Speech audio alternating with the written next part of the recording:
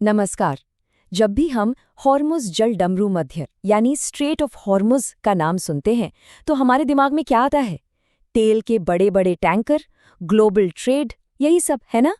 लेकिन क्या हो अगर हम कहें कि यहीं पर एक ऐसा खतरा छिपा है जो हमारे इंटरनेट, हमारी स्ट्रीमिंग सर्विसेज, हमारी पूरी डिजिटल जिंदगी को ठप कर सकता है?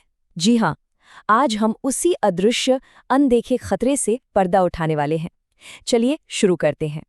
कभी सोचा है कि जब हम एक बटन क्लिक करते हैं तो पूरी दुनिया की जानकारी हमारी स्क्रीन पर पलक झपकते ही कैसे आ जाती है?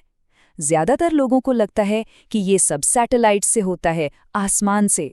लेकिन सच्चाई इससे बहुत अलग और सच कहूं तो हैरान करने वाली है। हाँ, ये कोई वायरलेस मैजिक नहीं है।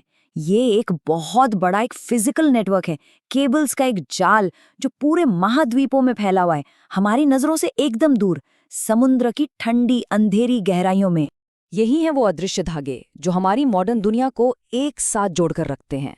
हमारी वीडियो कॉल से लेकर बैंक के लेन देन तक सब कुछ, मेरा मतलब है सब कुछ, इन्हीं अविश्वसनीय रूप से पतली फाइबर ऑप्टिक लाइनों से होकर गुजरता है।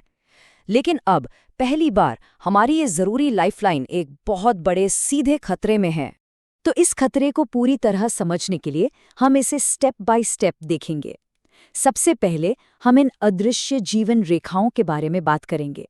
फिर दुनिया के सबसे अहम डिजिटल चोक पॉइंट को पहचानेंगे।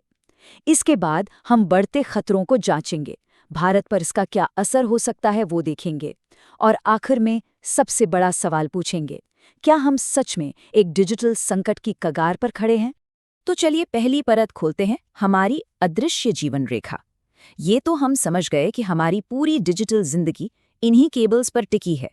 लेकिन सवाल ये है कि ये केबल्स असल में कितनी नाजुक हैं, और खतरा हमारी सोच से कहीं ज्यादा बड़ा और वास्तविक है।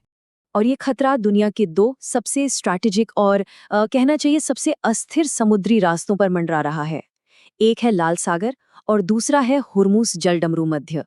देखिए, इन्हें ग्लोबल शिपिंग के लिए तो चोक पॉइंट्स माना ही जाता है, पर ये इंटरनेट के लिए भी उतने ही बड़े या शायद उससे भी बड़े चोक पॉइंट्स हैं। जरा सोचिए, इस छोटे से इलाके से 20 से भी ज्यादा बड़ी सबमरीन केबल्स गुजरती हैं। ये एक अविश्वसनीय घनत्व है, मतलब एक ही जगह पर बहुत सारी केबल्स।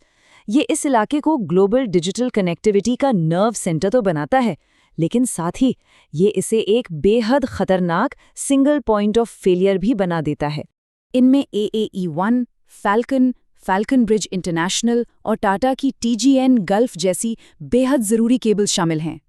ये सिर्फ तार नहीं हैं, ये वो डिजिटल हाईवे हैं जो यूरोप, एशिया और अफ्रीका को एक दूसरे से जोड़ते हैं।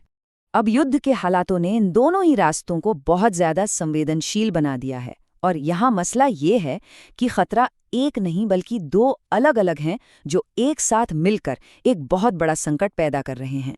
इसे समझिए, एक तरफ हॉर्मुज़ में ईरान ने समुद्री बारूदी सुरंगें यानी नेवल माइंस बिछा दी हैं, जिससे जहाज़ों का आना जाना मुश्किल हो गया है, और दूसरी तरफ लाल सागर में हूती विद्रोहियों के हमले लगातार जारी हैं। इन दोनों ने मिलकर इस पूरे क्षेत्र को एक वॉर जोन जैसा बना दिया है।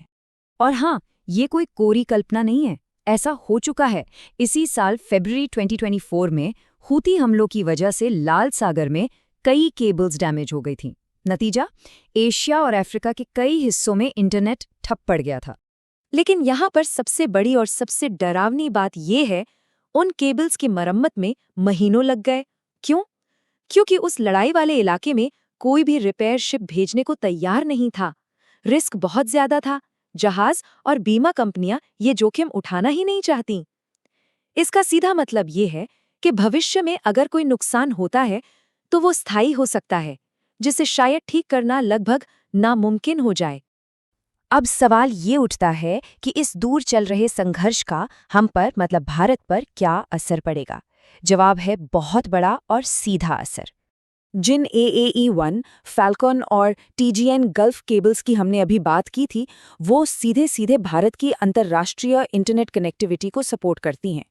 तो अगर इन केबल्स को कुछ भी होता है तो भारत इससे अछूता नहीं रह सकता।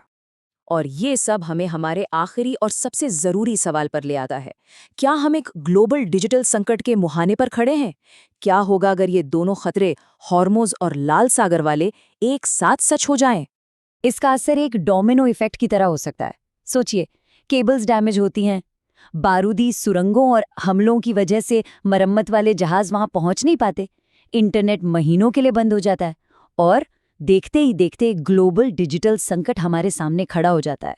अंत में पूरी बात इस एक लाइन पर आ जाती है। अगर होर्मुज़ और लाल सागर दोनों एक साथ प्रभावित होते हैं तो ये एक ग्लोबल डिजिटल संकट होगा। देखिए, एक रास्ते में रुकावट को शायद दुनिया मैनेज कर ले, लेकिन दोनों रास्तों का एक साथ बंद हो जाना एक आपदा होगी। ये पूरी स्थिति हमें ये सोचने पर मजबूर करती है कि हमारी ये मॉडर्न, हमेशा कनेक्टेड रहने वाली दुनिया असल में कितनी नाजुक है। ये कितनी ज़्यादा उन अदृश्य धागों पर निर्भर है जिन्हें हम अपनी आंखों से देख भी नहीं सकते।